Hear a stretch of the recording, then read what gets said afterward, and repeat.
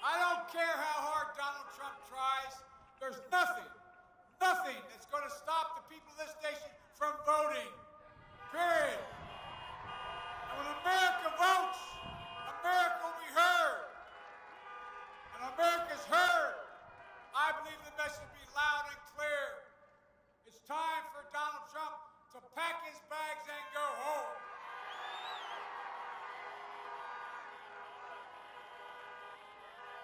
I honest to God believe the vast majority of Americans are done with the chaos, the corruption, the failure, the irresponsibility, the indifference to American lives, the indifference to America's dignity. We've got a lot of work to do. Not division and distraction, but real healing of this country. If you elect me your president, I'm going to heal this country, and we're going to act. We're going to act to get COVID under control, beginning on day one. I'll put in action a plan I've been talking about for months. Masking, social distancing, testing, tracing. A plan for full and fair and free distribution of therapeutics and a vaccine when it comes. Imagine where we could be if a president only wore a mask from the beginning instead of mocked it. I can tell you this, as every expert will tell you, we wouldn't have 9 million COVID cases in this nation. We wouldn't have over 230,000 deaths, nearly 100,000 cases nationwide. Just 2 days ago, we wouldn't be facing another 200,000 predicted deaths in the next few months. That's what the experts are telling us. We don't change, 200,000 more people will die by the end of the year. The president knew in January, as Kamala said, that this virus was deadly, but he hid it from the American people. He knew it was worse than the flu, but he lied to us. He knew it wasn't going to disappear. He kept telling us a miracle was coming. It'd be over by Easter. Last Friday, he had the gall to suggest that America's doctors, who've been in the front lines of this crisis for 9 months, along with the nurses and so many other first responders, he suggested those doctors were falsely inflating the deaths due to COVID because they wanted more money. For God's sake. No, I really mean it. Think about it. Our frontline healthcare workers, they've suffered and sacrificed for 9 months. And this president is questioning their character, their integrity, their commitment to their fellow Americans. It's a disgrace. And last night, Trump went on to say he was going to fire Dr. Fauci. Well, I've got a better idea. Let's fire Trump and I'll hire Fauci.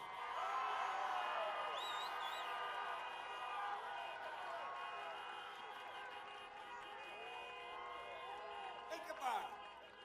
Look, Donald Trump has waved the white flag of surrender. Remember, he said, I'm the commander-in-chief and I'm going to fight this fight. Give me a break. He waved the white flag of surrender. I'll never surrender. We're going to beat this virus. We're going to get it under control. And the first step to beating this virus is beating Donald Trump. Folks, well, let me tell you something. Donald Trump keeps telling us what a great jobs president he is. As we say in my faith, bless me, Father, for his, jobs president. Here's the truth. Donald Trump is going to be the first president in 90 years. That's a lot of presidents. The first president in 90 years to finish his term in office with fewer jobs than when he started. An independent analysis, not from some liberal think tank, but by Moody's, a Wall Street firm, projects that my plan will create 7 million more jobs and $1 trillion more economic growth than anything the president has proposed. Folks, we can do this. I'm going to end Trump's tax loopholes that incentivize companies to ship jobs overseas. That's why there's not as many jobs here. I'm going to add a 10% surtax on any company that ships jobs overseas. But companies who invest in American manufacturing, bring jobs back, will give them a 10% tax credit. And by the way, the President of the United States awards about over $600 billion of contracts a year because of everything from building aircraft carriers to all that we do, all the government spends. I promise you this, it violates no trade agreement. There will be no government contracts given out on my watch that don't make all of their products here in America. The future will be made right here in America, in Pennsylvania. Folks, Trump sees the world from Park Avenue, from Wall Street. That's all he can see. Well, I see it from Scranton, where I grew up. I see it from Pennsylvania and Delaware. Wall Street didn't build this country. Working people built the country. The middle class built the country. And unions built the middle class.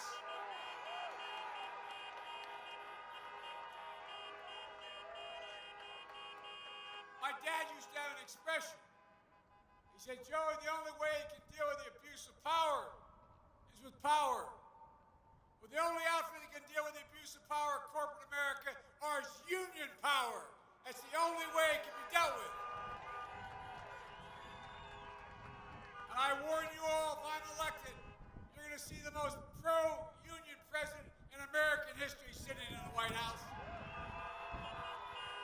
Look, I believe we should be about rewarding work, not wealth. Under my plan, as Kamala said, if you make less than $400,000, you're not going to pay a penny more in taxes. But finally, the wealthiest among us, the biggest corporations, 91 of which of the Fortune 500 paid zero in income tax, you're going to start paying your fair share. Why? Why should an iron worker, a firefighter, an educator, a nurse pay a higher tax rate than the super wealthy? Folks, and here's a good one. Why should you be paying more than Donald Trump pays in taxes?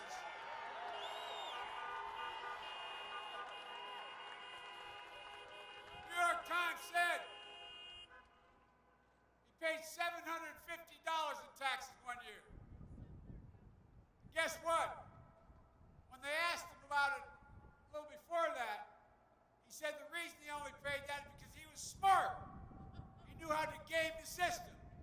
Well, I'm sick of the wealthy guys gaming the system.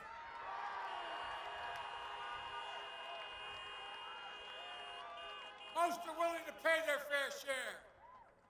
But let me tell you, by the way, he loves to talk about corruption.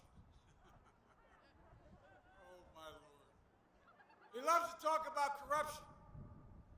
And you found out last week, he's the only president I've ever heard of has a secret bank account in China where he paid, according to the Times, 50 times more taxes in Beijing than he did in the United States.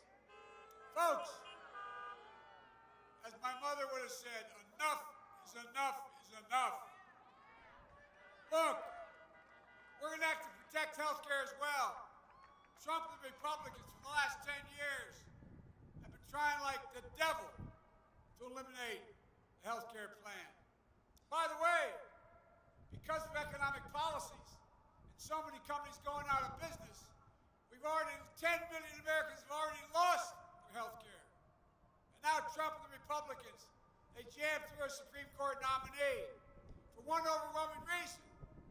They want to destroy the Affordable Care Act. If they get their way, by the way, this is not hyperbole. By the way, guess what's going to happen? 7 days after tomorrow, they're going to be in the Supreme Court arguing to wipe out, root and branch, all of the Affordable Care Act. Well, you can say that again because a lot of people are hurting. I can remember as a kid, growing up in Claymont in Wilmington, in a 3-bedroom house, nice house, 3-bedroom split-level home with 4 kids and a grandpa. The walls were thin. I can remember one night my dad, I could hear him restless in the room next to us, talking to my mom and asking her the next morning, what's the matter? He said, your dad, we just lost our health insurance. How many people you know staring at the ceiling, wondering what in God's name are they going to do without health insurance? How many of them are worried like we were when our son came home from Iraq and was lying dying? I wondered what would have done had they been able to come in but for Obamacare and say, sorry, suffer the last months in the hospital in peace without your insurance, you're about run your insurance. How many people do you know, and many of you, worry about it? Worry about your kids. Worry about what's happening. Well, if they get their way, 100 million Americans will lose protections for pre-existing conditions, including 5 million Pennsylvanians. It's wrong. It's wrong. Donald Trump, look, folks, being a great consumer of health care, I feel very strongly about this. Donald Trump thinks health care is a privilege. I think it's a right.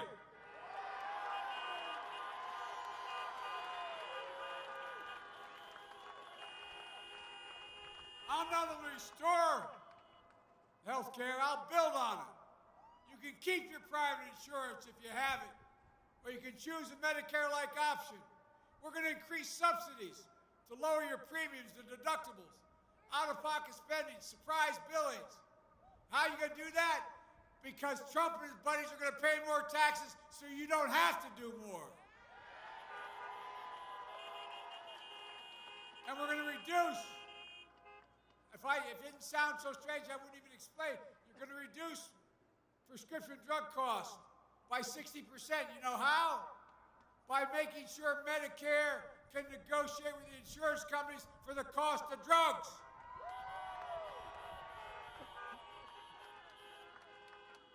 We're going to make sure you keep the protections for pre-existing conditions. Meanwhile, you know, these guys are for real, unfortunately. Meanwhile, Trump's announced what he'll do if he gets reelected with regard to Social Security. The actuary at Social Security has said, if Trump were elected and gets past what he wants, it will bankrupt Social Security by 2023. Now, y'all may think I'm making it up, but just like I said, when Paul Ryan was the Speaker of the House, I said they're going to cut Medicare, I should say. And everybody looked, no. They tried to cut it by $5 billion right off the bat. Folks, these guys are serious. They've never fully supported these programs. I'll protect Social Security, Medicare, and Medicaid. You have my word on it. Folks, as we used to say in the Senate, if you excuse a point of personal privilege, there's nothing that has made me more angry about this president than the way he's spoken about those of you who have served in uniform. Losers and suckers referred to you. Our son Bo, his 2 children are with me tonight. He gave up his job as Attorney General to volunteer to go to Iraq for a year. He won the Bronze Star, the Conspicuous Service Medal. He came home with brain cancer. And guess what? He wasn't a sucker. He was a patriot. Like all of your sons and daughters. It angers the hell out of me the way he talks about our veterans. Your parents, your grandparents, all have served. To the best of my knowledge, he's the first president of the United States who had 6 generals and admirals who worked in his administration, who since left, and said he was unfit to be commander-in-chief. Folks, that's why General Stanley McChrystal, a former commander of special operations, oversaw the bin Laden raid. Admiral Bill McCraven and 22 other 4-stars endorsed me because they know I'll have their back.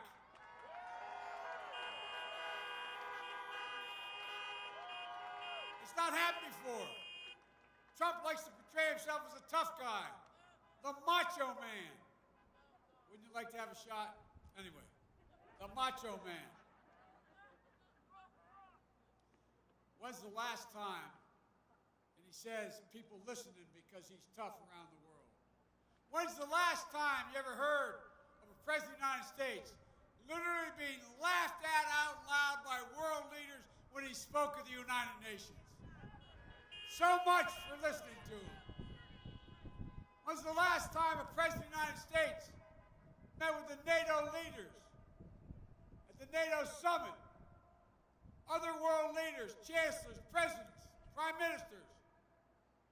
And before they realized it, they were all making fun of him as he left the room. Folks, and can you believe we're a president who acts like Vladimir Putin's puppy? Putin put bounties on the heads of American soldiers in Afghanistan where I've been to many times. It's a rough area, man.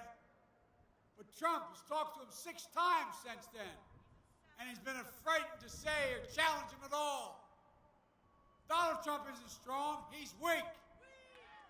This is a president who not only doesn't understand sacrifice, doesn't understand courage, physical courage it takes to be in uniform. Folks, we're going to support our military. They're the backbone and spine of this country.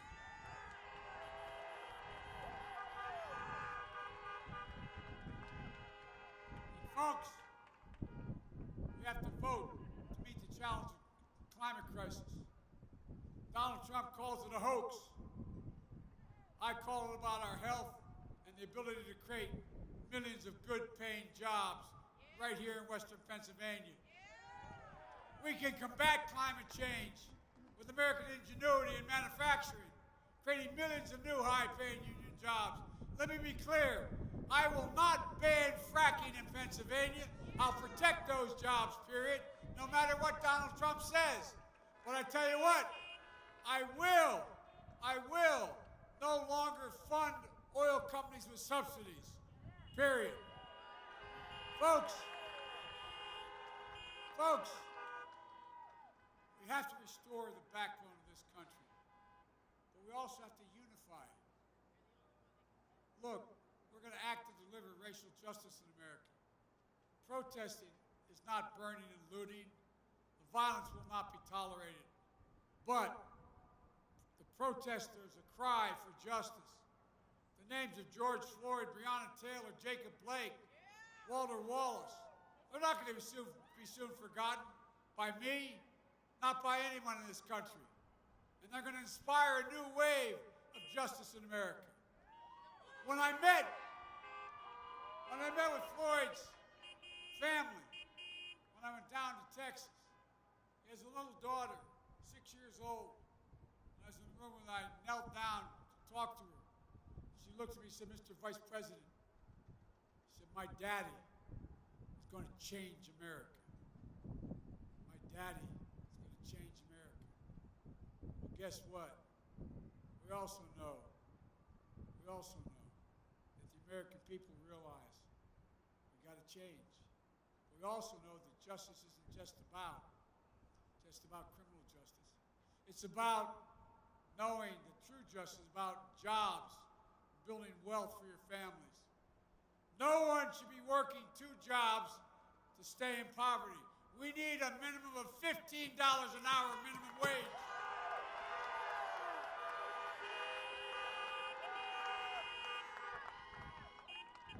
And for people struggling, first-term home buyers, they're going to get a $15,000 tax credit from me. We're going to provide capital for young entrepreneurs to start small businesses. Provide free community college, which, by the way, costs a lot of money, $6 billion a year. We spend about that much money giving breaks out for racehorses. Folks,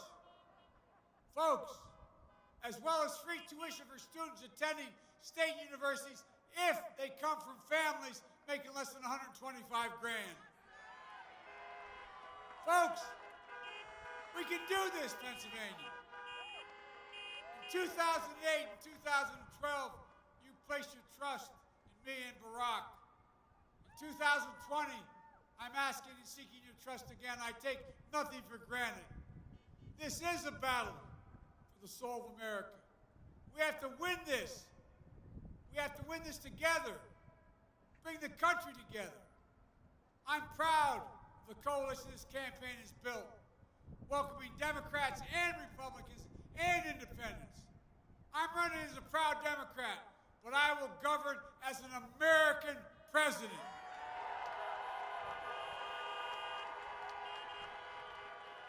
There will be no red states and blue states. There will be the United States of America. I promise you, I'll work as hard for those who don't support me as those who do. That's the job of a president. The duty to care for everyone. The duty to heal. That's the president's job. So please vote. If you still have your absentee ballot, get it to a drop box as soon as you can, or vote tomorrow in person. Just make a plan and help get out the vote. The power is in your hands, Pennsylvania.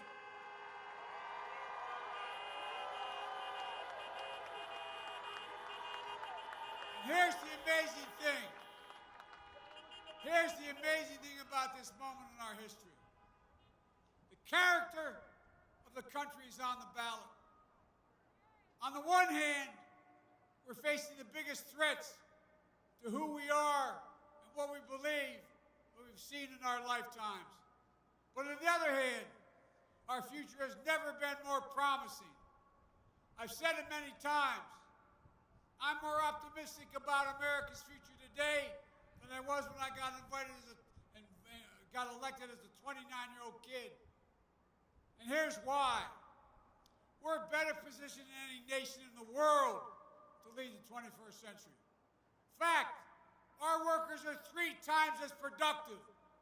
We have the biggest economy in the world, the strongest military in the history of the world, the most innovative entrepreneurs. We're virtually energy independent. We have more great research universities, out of which every major new change has come, than all the rest of the world combined, literally. No nation in the world can match us.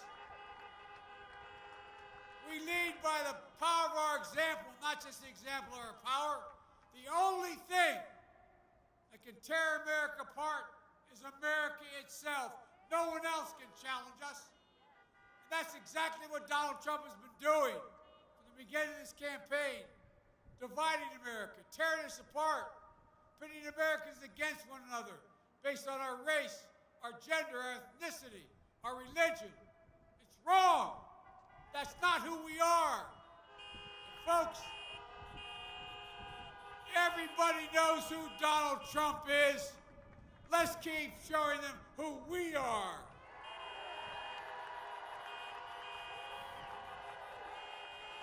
We choose hope over fear.